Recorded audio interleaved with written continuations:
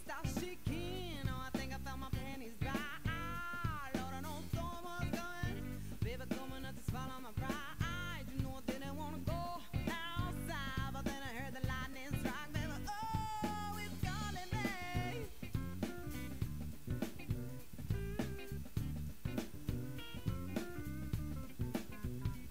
Well, I'm a young fool walking, a baby rocking on down the wood.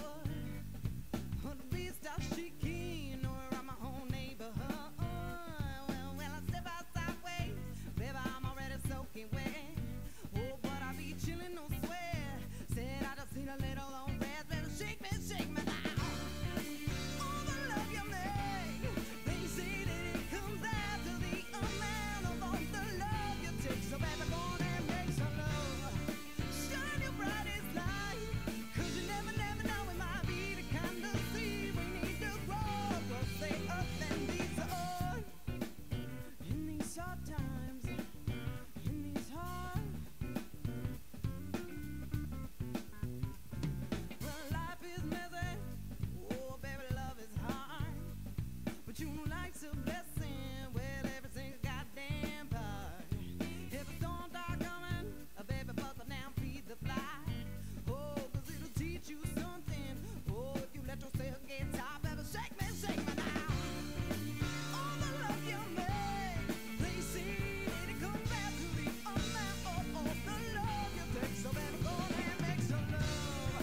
Shine your brightest light, 'cause you never know, it might be the kind of seed we need to grow. We'll stay up in these hard. Baby, in these hard times, said baby, in these hard times. Oh, these are such hard times. You know, I think I really do need a friend.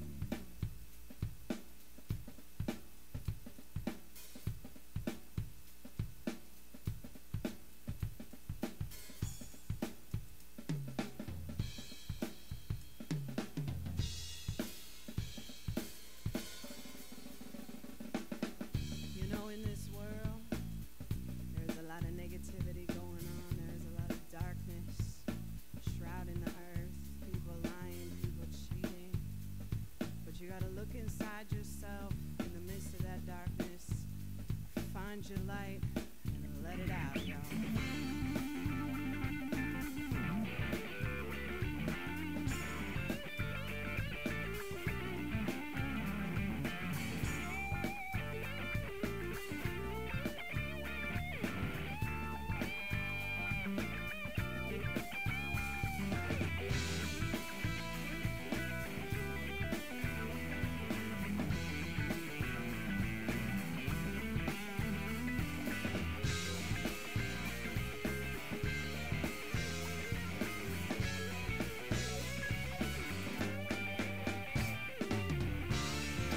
All the love you make, they say that it comes down to the amount of all the love you take. So baby, go on and make some love. Shine your brightest light, 'cause you never know, it might be the kind of seed we need to grow the earth in these hard. All the love you make, they say that it comes down to the amount of all the love you take. So go on and make some love. Shine your brightest light, 'cause you never know, it might be the kind of seed we need to grow the earth in these hard. Baby, in these hard times, baby, in these hard times. Oh, these are such hard times.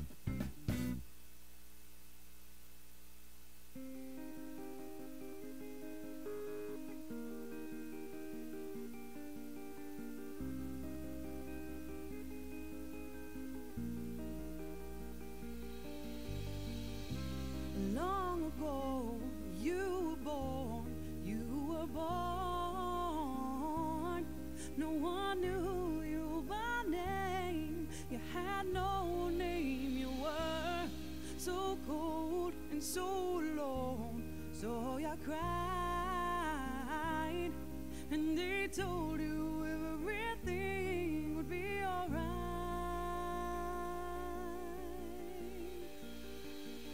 It would be it would be alright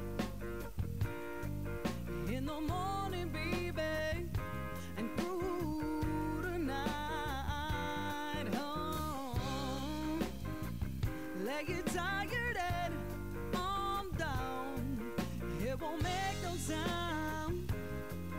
Won't you caress until you rise again? Life isn't fair, but it's alright. You got People, ethical zim. We life love, breakers on. Papa sire mama, mama sire papa.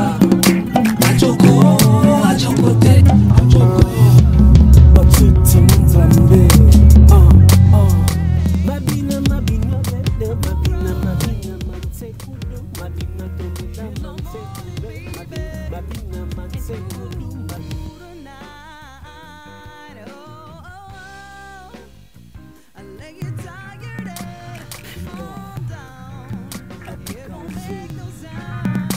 Life, love, breakers on.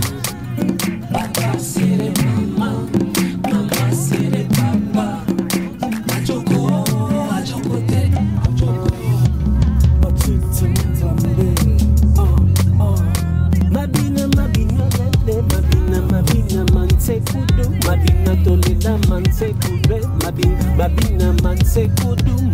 Mabina lele. Mabina manse kudu. Mabina tolila manse kudu. Mabina manse kudu. Mabina. I'm afraid.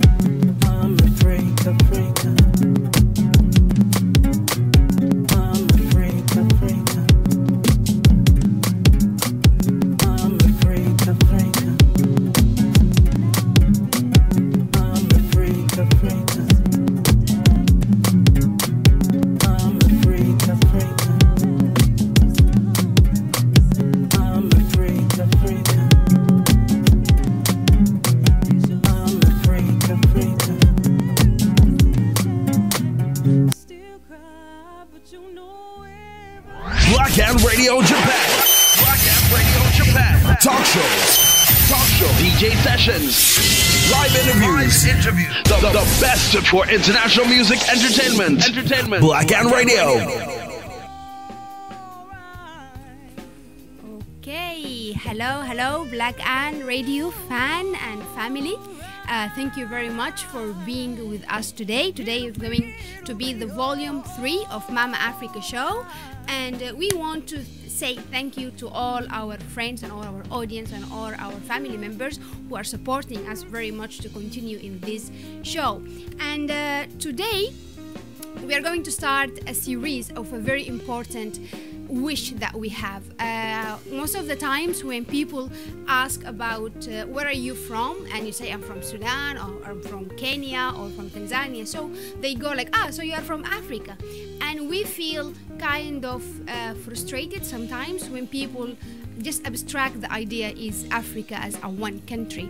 So we wanted to brush the idea that Africa is actually 54 countries, and each country has a unique features and unique cultures.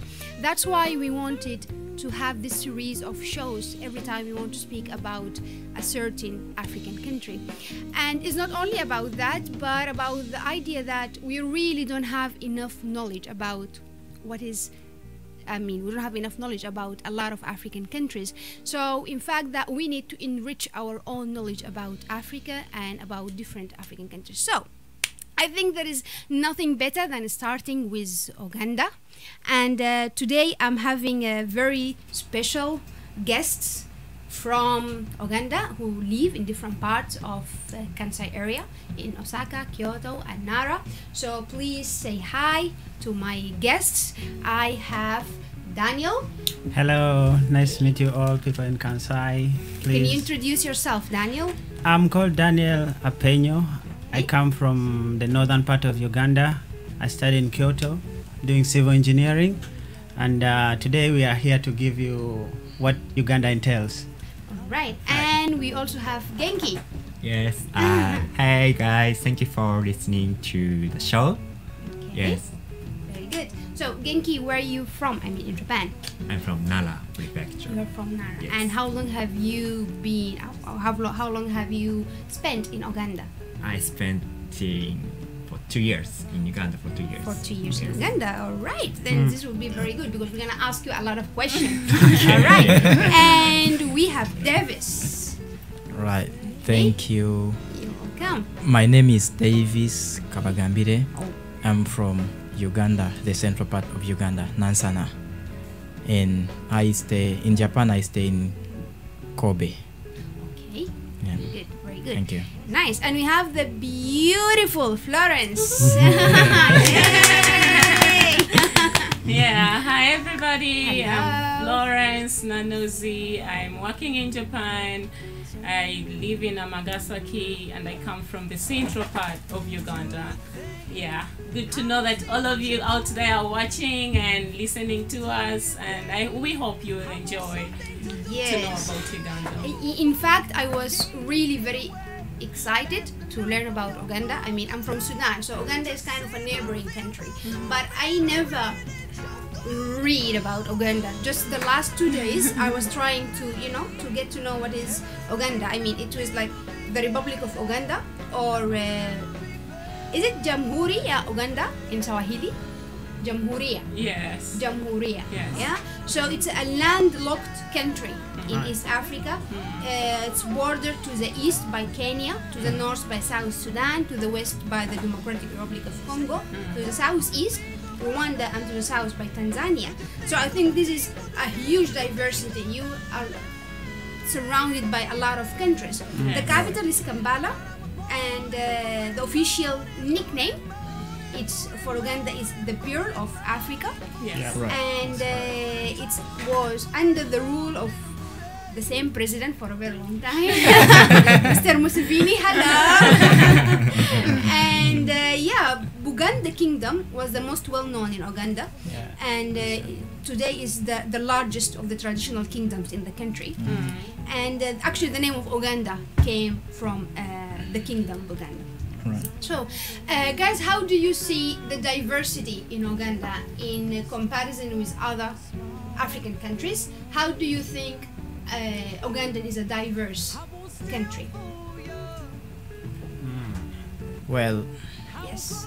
to me, I think Uganda, as the name states, a Yeah. part of Africa, really, truly, Uganda is gifted by nature. We have diversity right from the culture to nature and the way people associate with others. So when you look at the country in general, when you look at nature, there are so many beautiful sceneries that exist in Uganda and they do not exist in other countries. And the culture itself, because for now Uganda has got more than 50 tribes with the different languages. So you see the diversity of the culture, of the language, and of the physical features and everything. Yes. Yes. So even the languages. I mean, the major official language is English and Swahili. Yeah. And but also there is Luganda, and there is a lot of Bantu and Nilotic languages. Yes. Yeah, and also there is a kind of diversity when it comes to the religion. Christians religions, some Muslims, and other kind of religions. So how do you see? Because most of the times we don't know if diversity is a merit or a demerit. Japan is a very homogeneous society. Our African countries is very diverse societies. But with diversity, we have a lot of problems. Like we have ethnic clashes, we have religious clashes. Sometimes we have a lot of civil wars, and I think Uganda suffered from a long civil war. So do you see the diversity on Uganda as a merit or as a demerit? What do you think of that? In my case, maybe it has two sides of the coin. Okay. Yeah, sometimes the diversity is a merit and a demerit in a way. I'll begin from the demerit part of it, that we are coming from different regions within the country. Yes. Now, maybe I've been able to gel well with other regions because I've tried to move to different regions and stayed in different regions. Okay. But if you look at how this affects the unity amidst us as Ugandans, Yes. it's a big problem. Like you find that someone coming from the north finds it so hard to live in the central because of that the ethnicity kind of differences we have. But on the other hand, it's something that with the kind of the education that we are undergoing, you find that we Okay. are now trying to overcome such Yes. things. Maybe the religious people have also come in, and then they are trying to put everyone into the same system. So I think with time, that's something that we can now forget of, and then we can now begin talking of a one Uganda kind of system, Yes. where like people appreciate the differences, and then they agree to work together. Yes. So we are coming from the demerit side. Yep. We are moving to the merit side. So it's like it's something maybe our generation is seeing, but maybe 20 years, 50 years ago, it was a big issue. So now it's phasing off. As we tend towards the future, probably it's going to be something good. So you think that education helps to Yeah. get rid of the demerits of Exactly. diversity and rather Hi. helps in the diversity. The thing that I noticed in Japan that most of the Ugandans, they really tend to cluster together. They have a very good relation between each other. Exactly. So what do you think is the factor that bring Ugandans together? What is it that is make Ugandans feel associated or related to each other? Well, I think this is not just for Ugandans. Okay. I think anywhere else, if you could see the Japanese people back home, Okay. like in Uganda, most of the time they were together. By the time when I was home, I was working and doing that, like it was like a volunteer kind of program, and the Japanese people were all the time working together. People from JICA were visiting this organization, and they were doing everything. If there is something happening at the organization, Yes. the other people from the different organizations, the Japanese people could of course come to attend. So they Yes. were all together, working Yes. together. So I think it doesn't happen to just Ugandans. It happens to all the people who come from a particular country, same country, and they're in a totally different place. They Yep. most of the time blend together. Yes, yes, that's very very right. The other things is that Uganda is a very young country.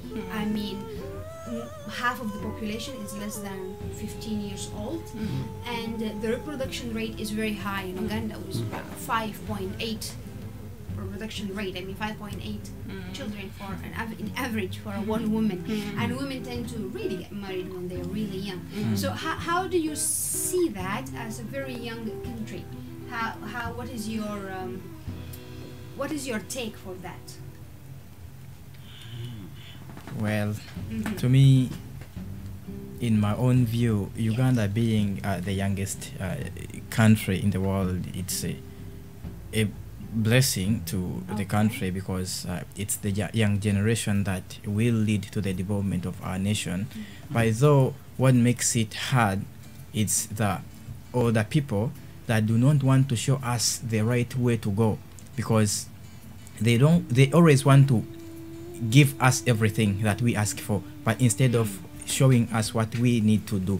Because if they engage us into the development of our nation, we have a lot of passion.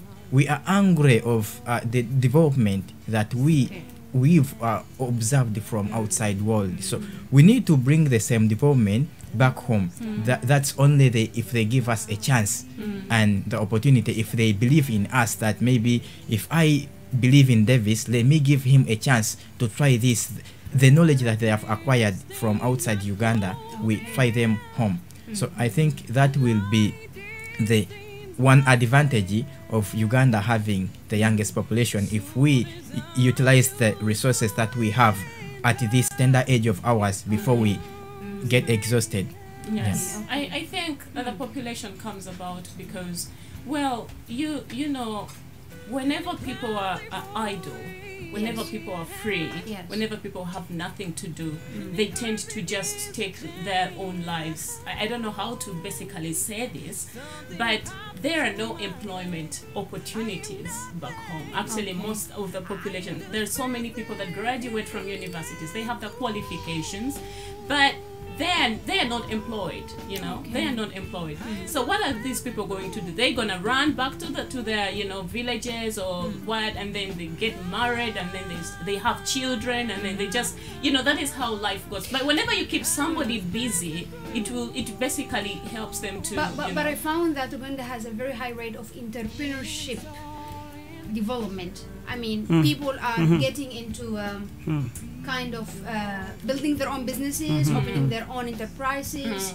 So I think this is a kind of thing that a young population will do, because there is no already established institution that can offer jobs. It's true. Like they when it comes to the entrepreneurship side of it, Yeah. there are very many young Ugandans like are so innovative in these fields, and I've seen very many young guys out of graduate school. Yes. They begin their own companies, and then they begin doing small businesses. But the issue is more of like, how do you progress from the point you start? Like some of the things they do are like short term. They're not like, they're projected like maybe for the next 10 years. So you find like guys have this idea, but then they can't push it forward to the next generation. So 2 years down the road, these projects are like dying off. Yes. So maybe it's we have the young population, yes, and then the knowledge is there, the skill base is there in the country, but then there's that gap between the old and then the young generation first, because maybe, yes, like she was saying, we have that difference where like, how do you transition from one phase to the other? He was trying to explain that point. Okay. So maybe with time, like we shall find a way to bridge this gap. But at the moment, being a young population, we need to invest in this time and then to improve on what we need to do. But like, in the future. the point is, yes, the population is young, and they are very smart. They have very good ideas. They want to start out something new. Like Daniel said, it is basically short term. Why? Because in the beginning, they are not exposed enough. They're not given the opportunities to learn the skills and to get the experience. You cannot go start your business. Of course, there are people who have thrived, definitely, but we need the experience to learn how to basically manage a business, how to basically manage to keep a business for a very long time, how we can profit from them. So basically, that is the whole thing. The population is young, it is very talented, but there are no opportunities for them to basically get involved. So they're not engaged. Yeah, that means that government and institutions are not diverse in terms of age. I mean, is people in positions or stakeholders or policy makers, they are not, maybe they are very old, or they don't belong to this young population. I think you need like I can give an example. When I just graduated from school, right? I left, and then there was a team from our faculty, the engineering section. These guys were very smart, and they began making cars, like, So afterwards, you know what happened? Like the bigger companies, after seeing, because this stuff went on the internet and it was always there, people were like reading, and then the big companies came running for these guys. And somehow, because like, maybe the young population needs to see how are they going to survive for the next 10 years, So if someone came to me and gave me like a proposal that, Daniel, I'm going to employ you to this company, I will be paying this amount, and if it is really a very healthy, beefy kind of a contract, I'll definitely go. So this is what has been happening, that we as a country, we have these young people with good ideas, but then they are very easily driven away. They need to see the bigger fish So they move away from this, and then they forget about their dreams. So I think the country has to invest more into this system, the young population, such that they can move forward with their ideas. Yeah, I think it's going to be good for the country. Yes. You're right.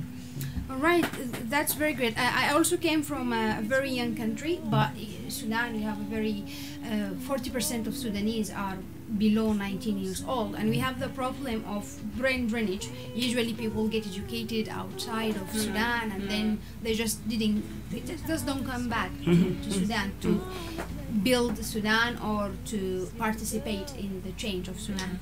And I wanted to ask of why is it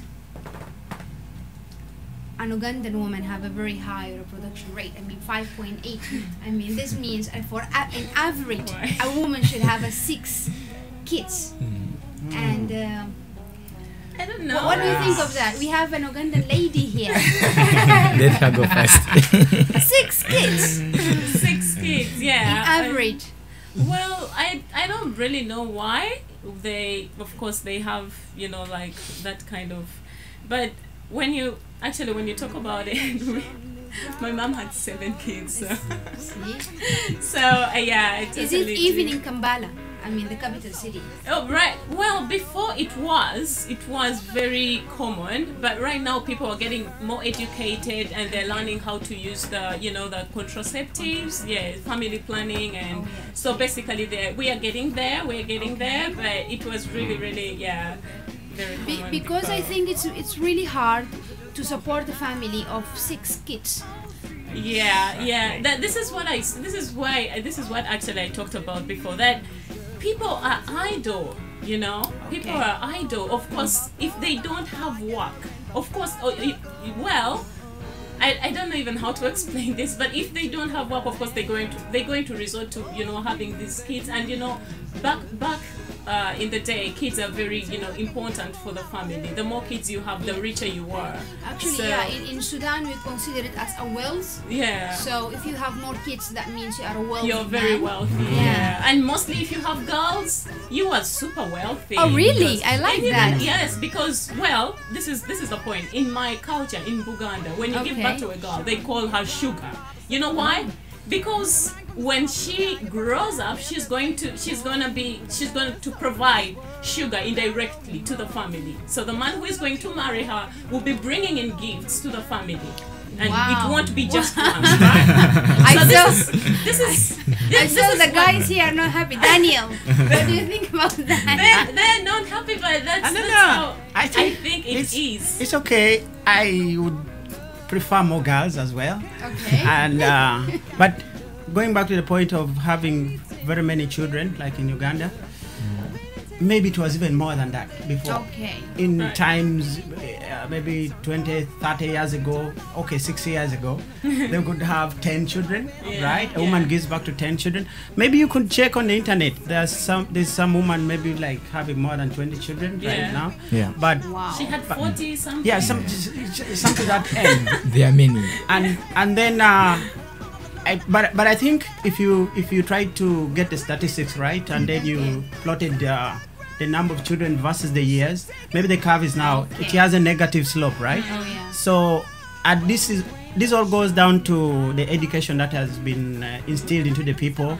People are getting used to the contraceptives that she mentioned. Okay. And maybe before we had a lot of resources, like we had a lot of cattle. The family would manage a very big number. But right now the situation is so tight, so you need to think as a yeah. man. That's- Think and of reduce. that. Right. Think of that. And Florence mentioned something about women and men. So is Ugandan society, is it like a male dominant society or a female dominant society? Well, if I talk about that issue, per now, like before, it was a male dominated society, but Okay. at the moment, things are trying to change. Women also are coming up, influential women, especially like now in politics and other Oh. bigger positions in the Okay. government. So women are also coming up, because to me, I feel it's weird to say this is now a male dominated society, because things that men can do, women can also do the same Okay. things. So it's now changing, and people are also trying to change their mindsets. Some people still they had that it's always men who are the leaders, and once a man says something, a woman doesn't have to question them. But now I'm happy that things are changing, because we are all equal. So we are living in this kind of society that all ideas matter, every person matter. Okay, that's very healthy and that's very good. And you, like Ugandan men, what do you think of Ugandan women? What does Genki think? maybe Me. He has been there. About Ugandan women. Yes. I think, yeah, I know. You they're very nice. You spent 2 years in Uganda, Yeah, 2 years, right? 2 years Okay. in Uganda. So what do you think of Ugandan women? What I'm thinking about Ugandan women is they are very strong. Strong. Yeah, very strong. And offline, I asked Genki, what did he miss the most from Uganda? And he said people, right? People, yeah. So, why did you miss Ugandan people? You know, they are simply just very friendly. Okay. And were very nice to me. And like, for example, Yes. when I was walking along the street, children comes and hey, Mujungu, how are you? I miss that kind of thing. So Mujungu means kind of white people, white people. So Right. yeah. And what is They're the very cute. shocking differences that you find between Uganda and Japan? Yeah, I think there are some, Okay. but one thing is, as I talked to you Yes. before, I think that is the first week or second week I first come to the village I was living, and I was kind of lost the way back to my home, and I thought I need to ask somebody. Yes. The way back to my home, and I saw these two men walking Towards you. towards me, and like they are wearing some yellow kind of suit, and at that time I didn't know what that means, that's supposed to mean, and I asked them, but their response is, oh, I don't know, because we are prisoners. So I was like- very shocked. So they were prisoners who were walking freely. Walking freely, and they're just having conversation and they're walking Yeah, freely. we should go back to Uganda is a part of Africa. That was very surprising for me because Anything is possible. exactly. Prisoners walking freely. Like on the internet, there was a picture of a prisoner riding a motorbike. But I think on the other hand, that is a good thing for them. I mean, for the society, for the young society, because they use prisoners as a work. I don't know how to say, but they are working for society, like cutting bushes or something like that. I think that is a good thing, but that was shocked first place. And you were doing a research about rice, rice planting in Uganda. Exactly, yes. How do you find? Is it like Ugandan has a different kind of processes or different kind of rice than the one in Japan? Okay. There are a lot of differences from Japan to, Uganda as a way of growing rice. I think the first thing, the varieties are different. We eat Japanese rice here, but they eat Indian rice. So it's a bit different, and the way to, grow rice is, in Japan is, I don't know how to say, but more sophisticated. More. But we have this history, long history. Very long history. Of, growing rice. But Uganda has, maybe about 100 years history of rice growing. But they are growing now rapidly. So, there's a lot The of. thing is, Uganda has a lot of water resources and a very fertile soil. So they used to say that Uganda can be, the fruit basket of Africa. As someone who is majoring in agronomy. How do you see the future of agriculture in Uganda? Is Uganda is capable of being like the basket of food for Africa? How do you see that? Yeah, I think Uganda can be the basket of the Africa. Yeah, because as he says, the soil is very fertile, and Yes.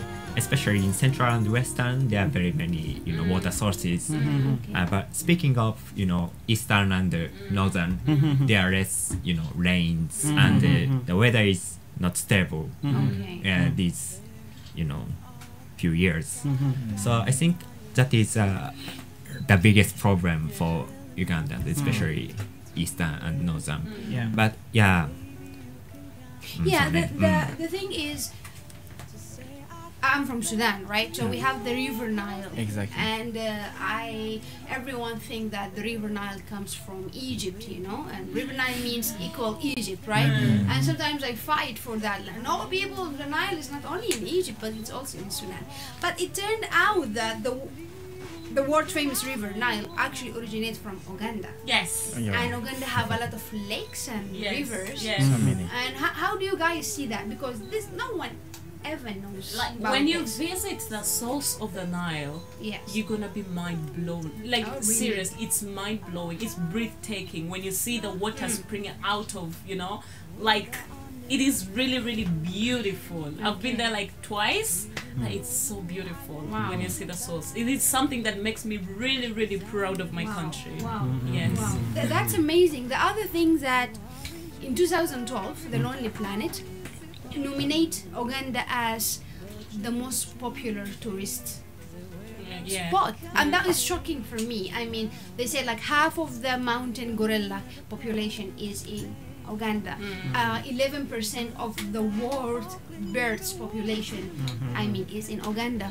How is a tourist field in Uganda? I mean, it should be. I mean, for me, I think it should be kind of profit or source money generation for the country.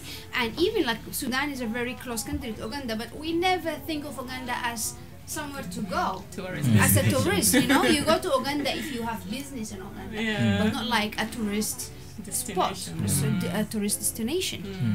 Actually, Daniel. when you look at Uganda's source of revenue, Okay. like you do consider agriculture and Alright. then tourism Okay. is one of the things you can't miss out on. And like you've just stated about the gorillas, and then we have very many national parks. Okay. It's not just the gorillas alone, but of course, being one of the extinct kind of animals around, Uganda has Yeah. that population. Yes. But besides that, we have other animals. Basically, you could see around Japan, like the Okay. lions, Yes. the zebras, all the birds. Yes, there are very many, and the good thing is that it's not like situated in one part of the region. It's like spread out. Yes. So you have like Kidepo is like in the northern part of Uganda. Then you Yes. go to the west, you get the Bwindi. So you could actually you can't miss out on seeing something when you're in Uganda. You just have to pick your destination. You normally have companies that run these tourist businesses. And then they make you comfortable first. They provide for you the security. They provide you accommodation, and then they take you to the jungle. You Okay. look at these animals and you They appreciate. provide security Yeah. and take it to the jungle. They make sure that they prepare you very well, Yeah. so that you don't Okay. get afraid of being chased by a lion. By a lion. But I think of tourism in Okay. Uganda. Since Uganda is gifted by nature, we have Yes. so many beautiful sceneries. Yeah. We have the wild animals compared to these other countries in Africa and East Africa. But when you look at how much Uganda earn per year from tourism, Okay. Uganda earns the least in East Africa, Okay. and Kenya earns most. This is the thing. We really Yeah. don't know. I mean, One- I don't think people in other African countries know Right. Yeah, that. that's true. So maybe one person may think because Kenya is located on the coast of the Nile or Okay. of the Indian Ocean. Yes. But these tourists who come, they do not normally pass through. They don't come by water. They come by Yes, plane. absolutely. But why is it that when they come to East Africa, they think of Kenya? Oh, yes. I think because Uganda, they are more into politics and they want to make everything political instead Okay. of minding of how the country can benefit more from Yeah, the that outside makes- world. So I'll give you an example. Okay. We have one musician. He's a Okay. Ugandan, but at the moment he's on his peak. Eddie Kenzo. He's so yeah, of famous course, now. of course, But I know. Eddie Kenzo, yeah, he has been in so many countries of Yes, West Africa. yes, yes. But at the moment he's the Kenyan tourism ambassador to What? Uganda. Yeah. So you see, Kenyans, they Okay. think of a person who is outside their country but could be influential and beneficial to them. So this is what Uganda doesn't think of. So yeah, we have these many people that we can use to make these places so famous. People from the countrysides, Okay. we can make them, use them to make our countries, like the musicians, the actors. We can, the government can support them to ensure that they try to sensitize the public or the outside world more of Uganda's nature, Yeah. such that we can get more tourists and the country can benefit. Yeah. Well, Yeah. to add on to that, yeah. Well, like he said, Uganda is more involved into politics. I think I kind of agree because look at Kenya. Kenya has like a national airlines, and it's very it's very easy to fly direct to Nairobi than to fly direct to Uganda. Yes. Of course, if you want to go to Uganda, you have to either fly to Addis Ababa or to Nairobi or to Dubai to Yes. fly to Uganda. Like Yes. there are not so many direct flights. So that is why maybe Kenya is really, really popular to, for tourism. And another thing I wanted to talk about is I think the situation is gonna get better because like recently, I don't know, maybe like 3 years ago, which year was I in? Like 3 years ago maybe. But it's been very recent. They tried to come up with the East African visa where you can where you can, when you have the visa, you can Yes. visit Kenya, Uganda, Yes. and Like Schengen visa. and Alright. Rwanda, I Yeah. think, with the same visa. So Yeah. I think this is very, very important Yeah. to the economy of East Africa as a whole, because they're coming up with this East African community, and the community itself, that if they come up, if they really, Yes. really put this visa into, if they implicate, Yeah. it will be very, very important for the East community African. itself. Yeah. Yeah, I really hope so. And then, guys, you should include us. Include us. You should come to East Africa. South Sudan is Include included, us. right? Oh my God! You So, should leave us you alone. guys should ask. I don't know who is the president now. Who is the president? Who is the leader of East African community? Yeah, and but I have no I'm idea. not sure, but the community is going on because the news that I saw yesterday, they Oh, are yeah? now in plans of setting where they should put the East African Bank, Okay. and they are going to get this common currency that they will be using instead of crossing from Uganda to Kenya, and you have to change your Exchange, yeah. currency Yes, to yes, another yes. currency. Yeah, So you have to use the same currency everywhere.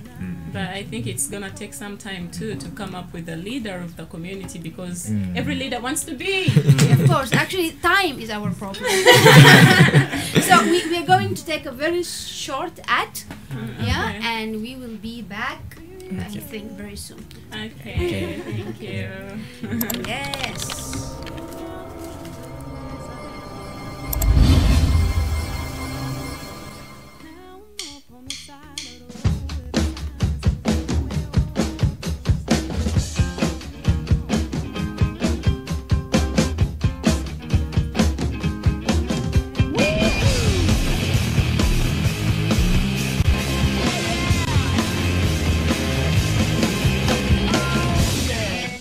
No one seems to know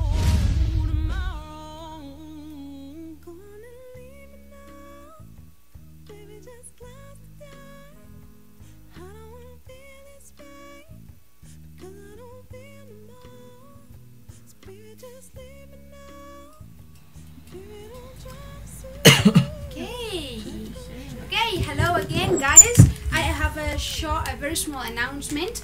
With the next show, the Gospel Hour, is going to start from 8 p.m.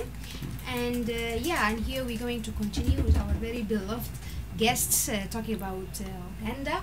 And I want to ask Genki. Please. So, you have been in Uganda for 2 years, Yes. right? And after you came back to Japan, how do you think is the future of relationship between Japan and Uganda? Do you think that Japanese can invest in Uganda, or do you think there can be something out of the relation of Uganda and Japanese, something that can bring them together? Yeah, I think. Yeah, I come up with one thing. Okay. Is in 2020 Yes. we will held The Olympic, Olympics. Tokyo Olympic. Yes. Yes, and in Osaka, Izumi-Sano City will be the host town of Ugandan Uganda. athletes. Oh, really? Oh, really? Yeah, so that didn't will know be the good I mean, opportunity especially for the Ugandan?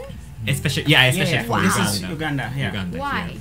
The relationship between Uganda and Osaka has been there for quite some time. Maybe like 50 Wow. years ago. Yeah. So I mean, Osaka City. yeah. No, Izumi-Sano City. Okay. Yeah, particular. Alright. Izumi-Sano In particular. City. In particular. Hi. Izumi-Sano Wow, City. that's very interesting. So yeah, that's why the athlete will come to Okay. stay in Izumi-Sano City during the Olympic.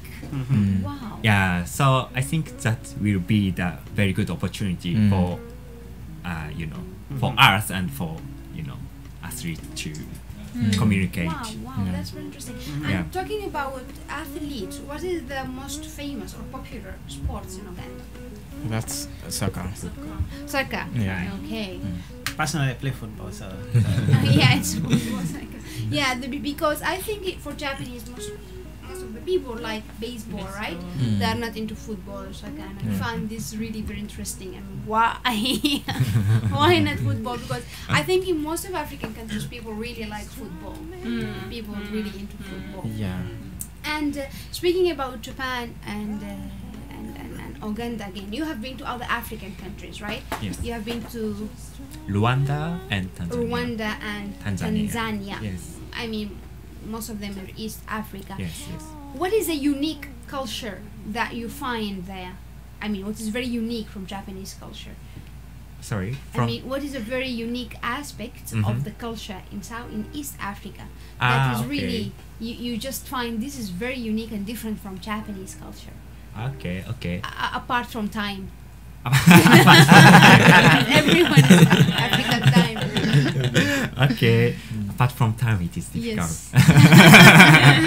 No. Okay. I think one thing is boda boda. What is boda boda? Oh, Wait, boda boda. boda. Teach me, guys. What is that? The motorbike. it's a transportation system. Okay, read about that. Yeah, I read that. I mean, people can use like bikes as taxis. Yeah. Right. Yes. Yeah. Have you tried that? Sometimes. Was it dangerous? No, I mean, is it safe or dangerous? Because what I saw in Indonesia, that a whole family can be in the bike. Wow. How big is I mean, it? 3 people can be in one or 4 people can be in How one big bike. is that bike? I that don't can know. take They kind of like a pick-up car. Yeah. So it's kind of that way, but it's a bit smaller.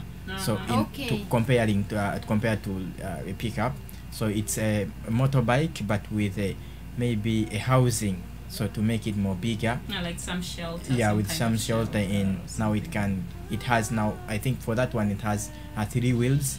So, This is the one in Uganda. but the one in Uganda it's 2 wheel. It's So 2 it's wheels. like this rear like normal motorbikes, but for it they have different types. Yes. But it's normally has to carry the driver and maybe 1 or 2 Yes. passengers. Yes. We have a variety of transportation means in Uganda, Okay. ranging from the buses up to the small border. Okay. So, but it's very convenient. Like you just define your boundaries of convenience. So there are people depending on your economic status, right? Okay. you find most Ugandans prefer border borders because Okay. it's very convenient. But in terms of safety, yeah, there are questions about the safety. But the government, with the help of the Uganda police, right? They are trying to make sure that they put that sector of transportation into line, in that you don't just have to begin riding, taking people from one place to the other.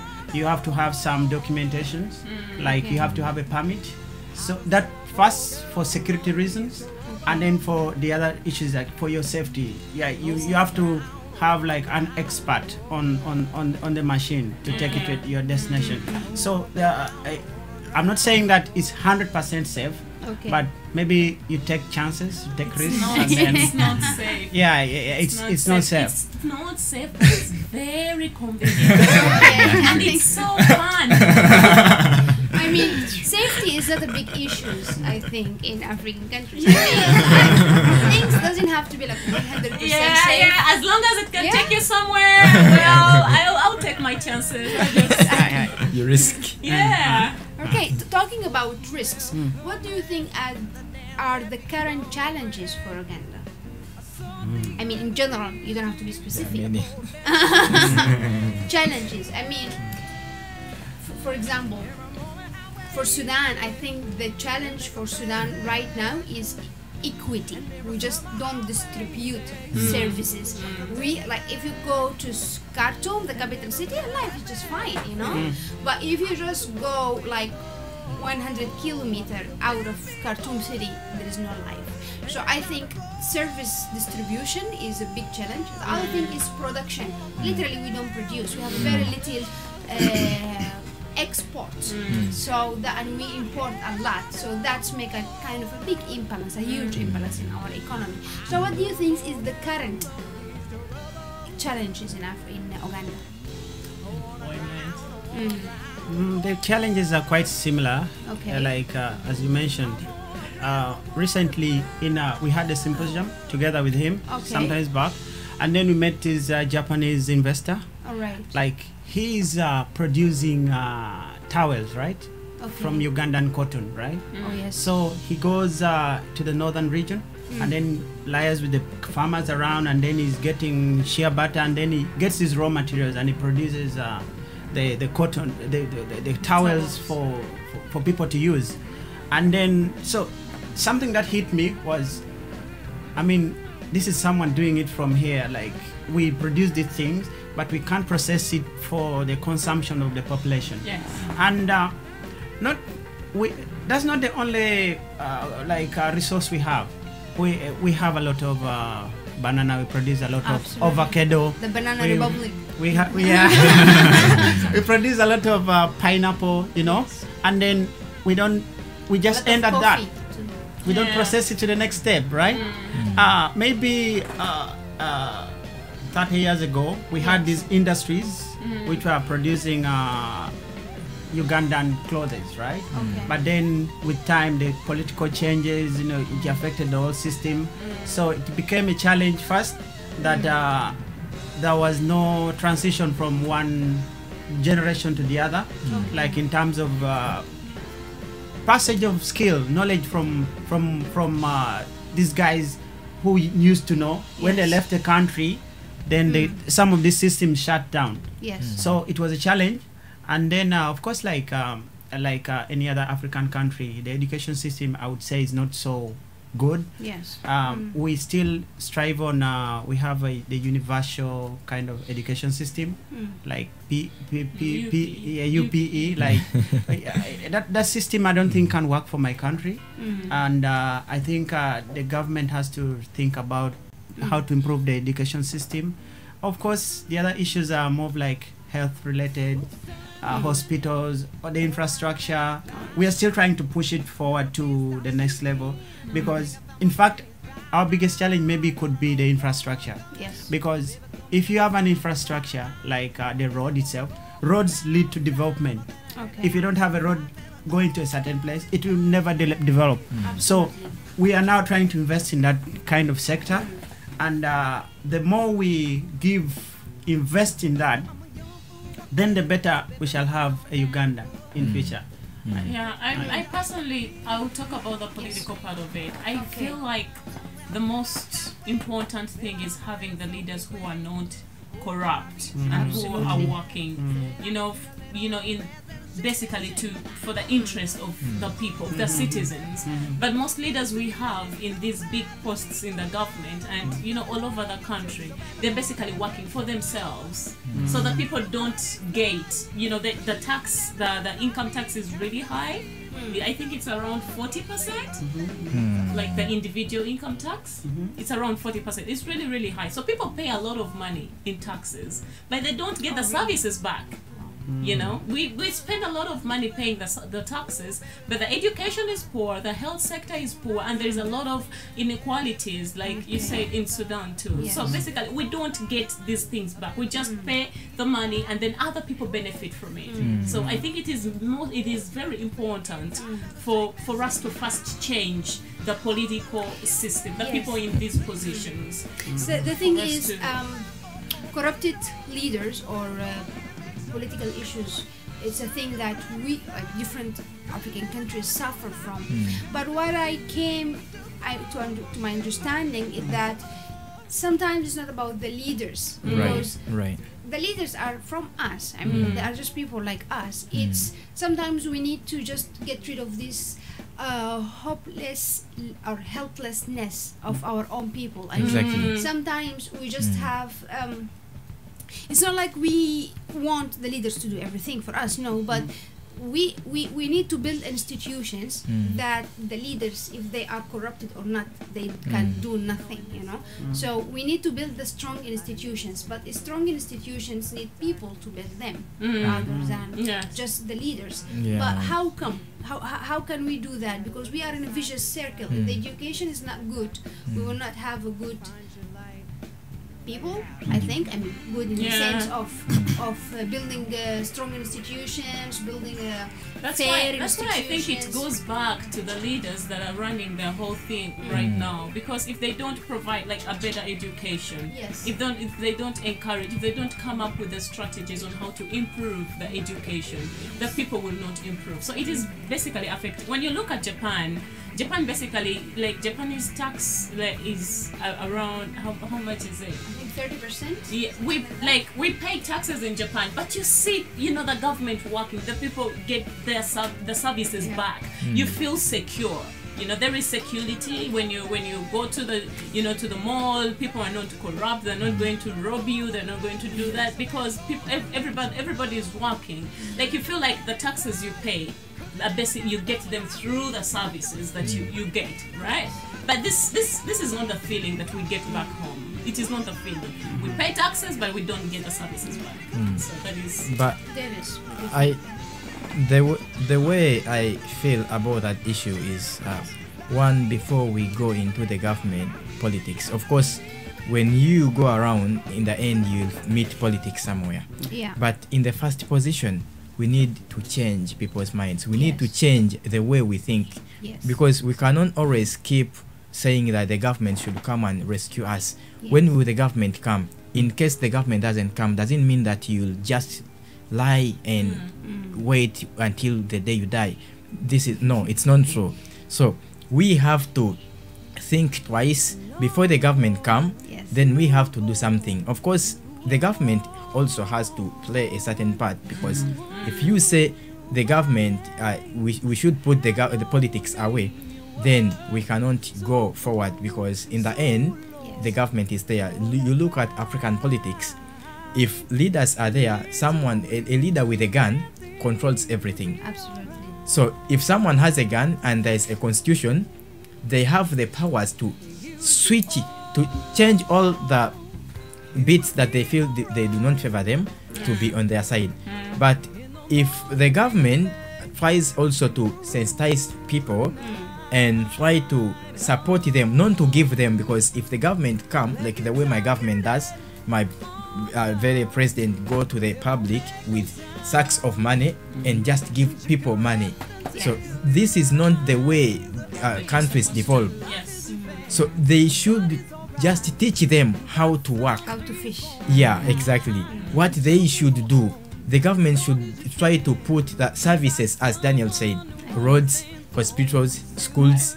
So once the people can be in position Yes. to get these services, you'll find that the death rate will reduce, the birth rates will increase, and the ignorance will be no more. Yes. And now people will have a new mindset, and people will know that even if I have this less amount of money, I can start something and Yes. I build it. By the time I reach 10 years, then I'll be somewhere. So this is how we can develop our country. But sometimes you find that people in the government, we try to create something, but we have this person who says that if you do not give me something behind the doors, then I won't let you Definitely. succeed in that. So they call you in their offices where there's nobody. You first see them privately. Yes. So this is not the way the countries will develop. Yeah. And one more Yes, thing yes, in, Daniel. in addition, like besides all these other issues, I think we as Ugandans we should embrace the country as our own. You know, like everything begins from your heart. Absolutely. Like we have a saying, Uganda na mutima, like you feel it Yeah, like yeah. in your heart. Yeah. So if you have this Uganda in your heart first, then you'll appreciate the little, maybe the little, if the government is putting some effort in doing something, first you'll appreciate it. And then the other thing is that you'll take care of it, right? We have, like, if you look at, the government can set up a road infrastructure. Okay. And then people abuse these infrastructures. People dumping rubbish in the drainage trenches, and then some vandalizing some of the road infrastructure. That is not how you love. Like begin. You begin from somewhere to reach Yes. somewhere. But if you begin on such a note, I don't think you can reach further with anything that you're doing. So, as Ugandans, we need to embrace our country. And then other things we can put them together if we have everything at heart. That's very beautiful. And Genki, Genki-san, how do you find the infrastructure in Uganda? As you went there to do a research, how do you find the official, the officers or the government or the facilities? Was it foreigner friendly, or have you had to do something out of the system in order to gain something? How was it? Yeah, I think. So You can say whatever you want to say. It's okay. We know our countries. It's fine. okay. So yeah, But was it hard? At least was it hard? it was hard It for was me. hard. Okay. But yeah, for example, Yes.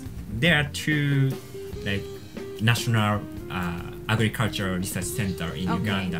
Okay. One is in Wakiso, Alright. Namronge, Hi, hi, hi. and the other one is in Serere, Okay. which is the one I worked in. Okay. And in Namronge, there are many Japanese, and the Okay. aid is there. The thing is there. Okay. There are many irrigation. But in Serere, there's only me, Okay. Japanese, as a foreigner, Okay. and there's no, so many facilities. So I think, central, places, they have got some facilities from, some other countries' aid and Okay. something. But in rural places, they're not reaching. Okay. I think that is the one thing I heard about. Okay. Yeah. All right. Last time I was in Sudan, I needed to do some official documents. I needed to get it, and then I went there, and a very nice officer. They just did everything for me, and it turned out that I have to bribe him. But the thing is, living 5 years in Japan, I lost the gift. Bribe someone. I really didn't know how to do it. Should I give him money or should I not? I mean, how should I do that? I mean, so I think corruption in Sudan, I don't know in Uganda, but corruption in Sudan now become the system. It become like a system. So how is it in Uganda? I think it's like same, but the issue is more of like when you identify someone who is corrupt, right? What do we do? Like we have people who have been yeah, found guilty of such charges, and then they're arrested, maybe taken to prison. But then it's a fund lost that sometimes it's so hard to recover.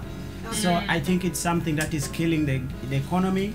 And I don't know how what measures the government has to recover such money that we lose from these kind of corruption ways.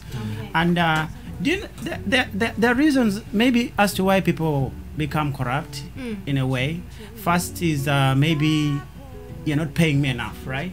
So I need to survive somewhere. So I'm forced to do something out of my way. So if some situations are made normal for an average human being, I think the corruption rates could lower. It cannot phase out completely, but maybe it can reduce to a particular degree. So it's an issue.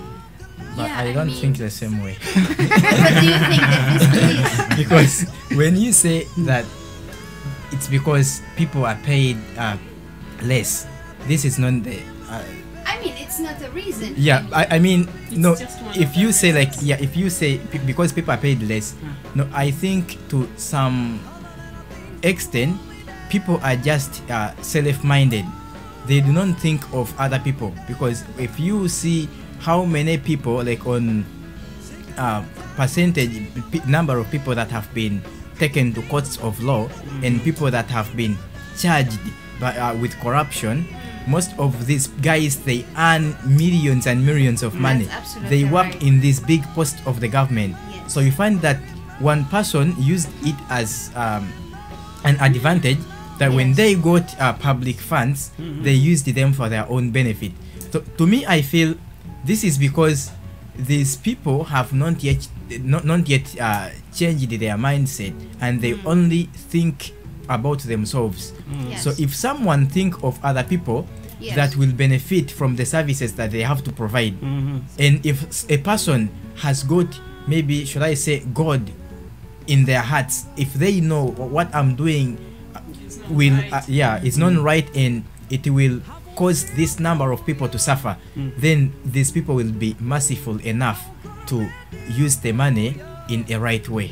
Actually, I totally agree with you in terms of like there's so many reasons as to why people are corrupt, but I'm more of like the list that someone one of the reasons is because of so maybe like when someone gets an opportunity to get bigger money, like in top positions, and then so they use it as an opportunity, like Davis has just said. But like I said, you begin loving your country from your heart, Yes. because it's from where that's when you can deliver something to them. So there are reasons, very many reasons to corruption. Yeah, I think there is main reasons and complicated reasons. Yeah, very complicated. Reasons related to the individuals I themselves. think your point applies to traffic Not only to traffic, because but it's just a token, right? Yes. corruption begins even from the even in school, like the Yeah. small Right, guy yeah, that right. you No, that's if you don't give me something, I'm going to write your name among the noise makers in class. Yeah, You know, that's right. So- Yeah, from school Yeah. you were so bribed. Yeah, that's right. So I think, I mean, corruption has reason that's, I mean, at the individual level, at organization level, at Yeah, the institution level, at the whole government level, and I think it needs awareness. I mean, I think our people are kind enough and considerate enough for their countries and their people, but I think it's about awareness.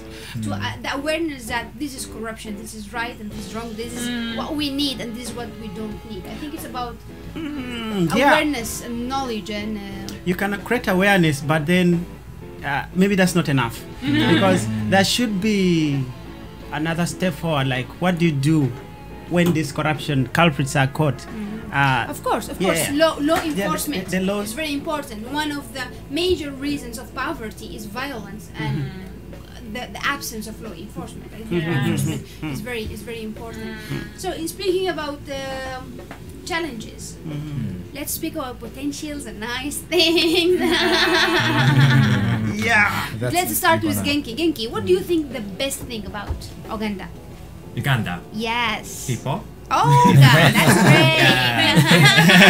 Thank you. But the climate is also good. All right. And I think the one good thing, particularly for Uganda, is people can speak English very fluently. Okay. So everywhere you go, there are people who can speak English very well. That's So right. I think, you know, for European people, for American people, it's easy to come, Communicate. to come communicate. to And Uganda. And what is your favorite thing in Uganda? Favorite thing? Yes. The thing that you feel. feel like, oh my God, if now I'm in Uganda, I will eat it, for example, or drink it, or... Okay. There are many mangoes. Okay. Yeah, nearby my house. So Okay. pick it freely. Wow. Yeah, but you know how much does it cost? When, In in Japan. Of mango does. course, it's very So expensive. yeah, it was free when I Yeah. was living in Uganda. So That's- I'm missing that. That's should very go back. nice. What, I what, should go to. what I can pay for a mango in Japan, Yeah. I can buy a sack of mangoes Yeah. in Uganda. Yeah. So- That's right. That's right. For me, for everything, mango and tomatoes and Ah. everything is very cheap. Right. Yeah. Very cheap, very friendly. So what other potentials do you see in Uganda, Daniel? Potential. I think there are lots of potential in my country, and but it's just about. Okay, there's this issue about the government, right? Okay. Like I believe we've had quite relatively a stable kind of period Yes. since the president came. Okay, he has stayed long in power, but then maybe he has provided some platform for foreign investment. You know, Okay. like if you have a stable government for a long time, then you can attract foreign investment Yes. into your country. Absolutely. The more you have these conflicts within the country, then people run away from that. So I feel like there's been that opportunity for investments in my country, and in several sectors. Agriculture, I'm happy that JICA Uganda, a Japanese hand in my country, the embassy of Japan, and then there are other organizations, Ashinaga, like Oh, yes. they're jumping into the fray, and then they're seizing these opportunities. Like we have the infrastructure industry is developing, and then there are very many jobs available for Yes. foreign kind of investment.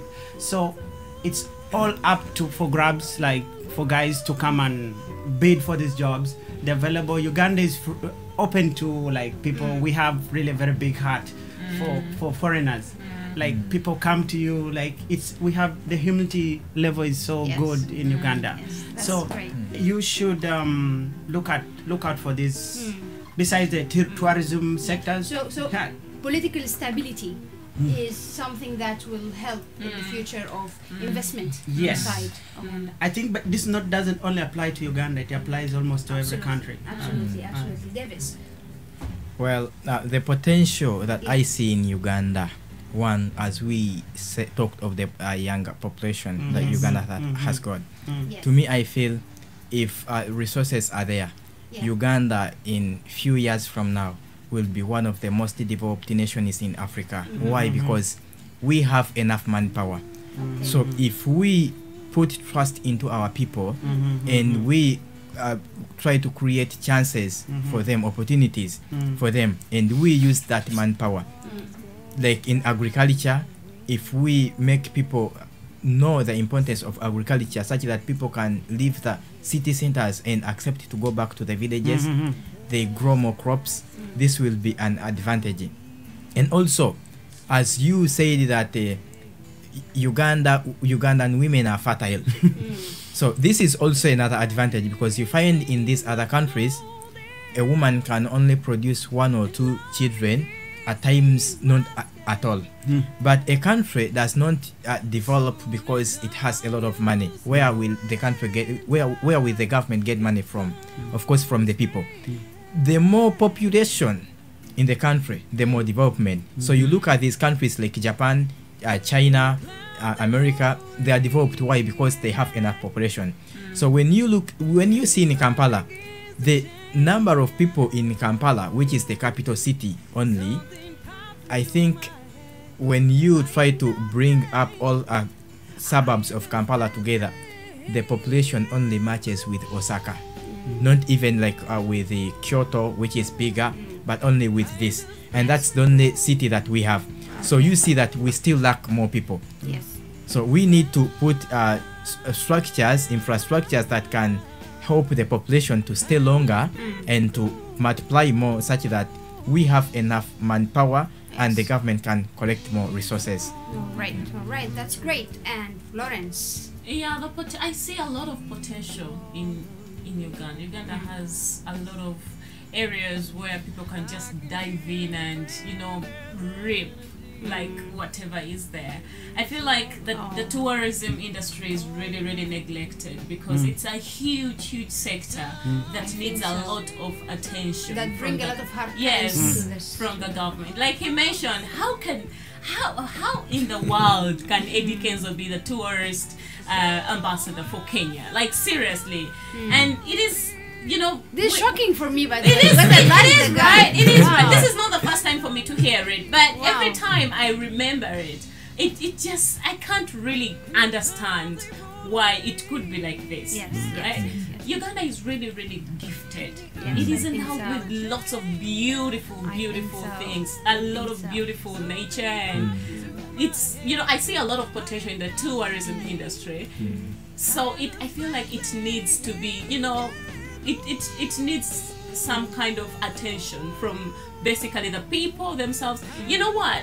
In Uganda, people do not even know that they can go somewhere and visit, and see the country, like travel to the other parts of the country just to tour around. People don't take this kind of tours, which is not the case in Japan. Japanese people, look, the Golden Week is coming up, but at work, everybody has got a plan. Everybody wants to go somewhere. I'm going to Hokkaido, I'm going to Okinawa, I'm going to, but I don't think this would be the case in Uganda. Of course, there are people who travel, but there are also these people who are not, who like traveling is not even a big deal to them. Yes. Recently, it's coming up. We are getting there, but it was so bad, I think, before. So I think we need, if this area is really improved, we're going to develop a lot. And it actually, when the tourists come and then see the country, they get to love it. Of course, most of them do love it, and then that is how we can basically encourage them to invest. Absolutely. So if we don't attract them, they won't come. Yes. So I think, guys, time just flies.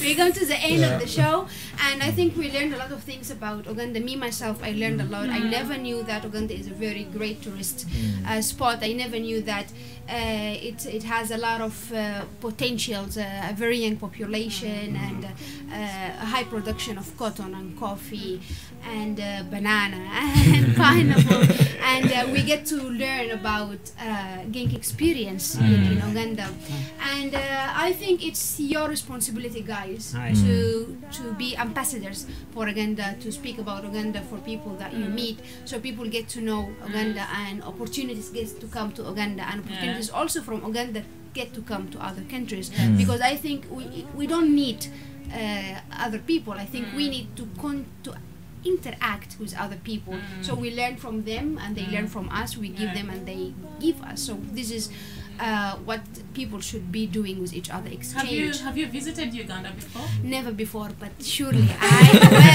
Yes, you should come. Go to Uganda. Don't forget to keep Rolex, okay? I see. So there is something that is really interesting. So Rolex in Uganda is not a watch. It's not a watch. Exactly. Yeah, actually it's omelette in a chapati. Kind of, yeah. Yes. Is it eggs and eggs. and you just roll. Yes. So it gets Rolex. its name from there. Right. And he's so good at making Rolex. So Davis is getting us Rolex and inviting us. Everyone is invited. Thank you very much. Thank you. Uganda na mutima. Yes. All right. Thank you very much, guys. Wow. Guys, that was good. Thank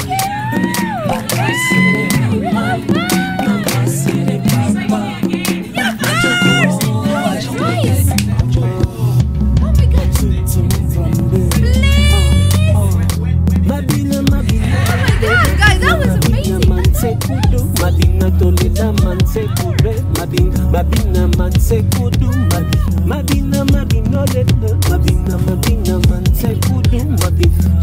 manse kudwe mabina mabina manse kudu mabine.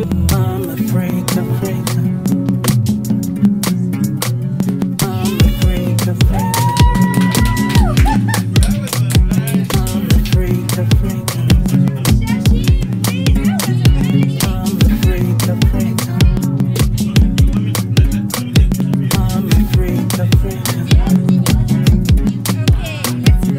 afraid, afraid. I'm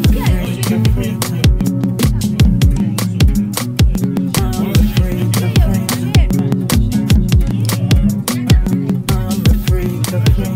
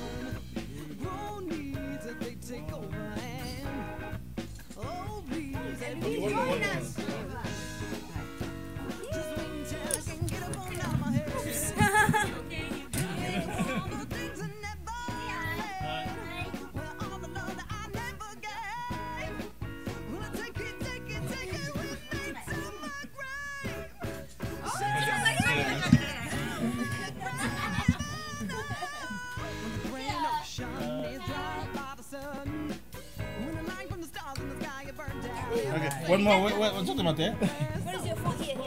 This one? Yes. Okay. What? This one? There. Go on.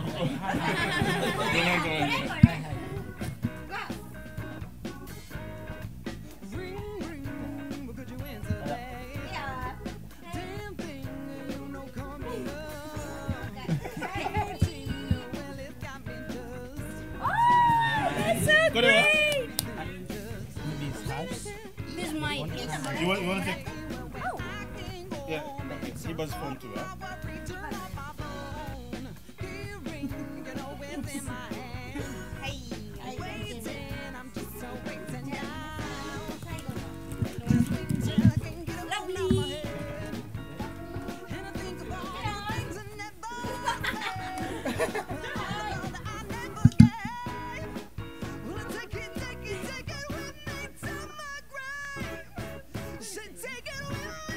No sound? No sound. Yes. Oh, yeah. Yes. He got you. What can Thank you. No worries, man. No worries. That's cool. That's so cool. But you sent me this one. Of course. She will forward to the group. So, guys, just relax at the office. Yes. Let me just set up Sonia. Sonia's coming to start his gospel show. I'll be there in about 10 minutes, eh? Okay. That was great, yo.